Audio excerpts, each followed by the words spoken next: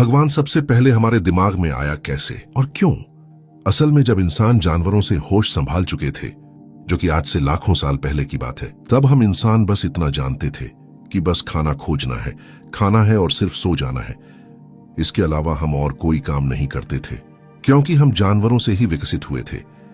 जैसे आज के सभी जानवर भी खाना खोजते हैं, खाते हैं और बस सो जाते हैं।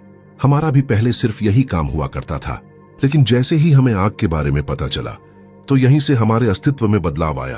पहले तो हम आग से डरते थे, क्योंकि हम जानवरों से ही विकसित हुए थे। लेकिन फिर भी एक दिन अनजाने में किसी इंसान ने कच्चे मांस को आग के ऊपर किया, और जब उसने उस मांस को खाकर देखा, तो उसे चबाने में कोई ऊर्जा खर्च करने की आवश्यकता नहीं हुई।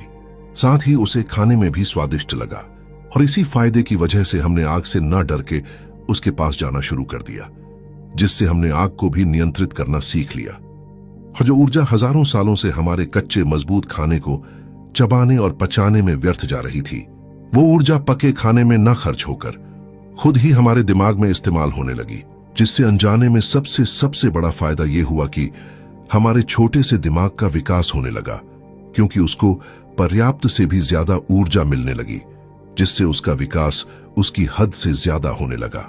और अगर हम कच्चा खाना ही खाते रहते, तो हमारी बॉडी का विकास तो होता रहता, लेकिन हमारे दिमाग का नहीं। लेकिन क्योंकि पका खाना खाने के बाद बॉडी में बची ऊर्जा दिमाग खुद ही इस्तेमाल करने लगा, और दिमाग तेजी से विकसित होने लगा, तो हमने अच्छे से सोचना समझना शुरू कर दिया। जैसे कुछ समय बाद वहां ऊपर कुछ चमकने लगता है। हालांकि तब हमने बोलना नहीं सीखा था, और ना ही उनको आज हम जो बोलते हैं वो बोला करते थे। बस हम तब सिर्फ देखा करते थे। मतलब हमारा दिमाग कुछ अलग और चमकदार देखकर आकर्षित होने लगा था, और सारा ध्यान वहीं लगा देता था, जिससे ऊपर की तरफ हमारी क्यूरियोसिटी ज्यादा होने लगी। लेकिन कभी कभी ऊपर से पानी गिरना और कुछ डरावनी आवाजें भी आया करती थी, जिससे हमें ऐसा भी लगने लगा कि ऊपर जरूर कोई है जो हमारे साथ ऐसा कर रहा है।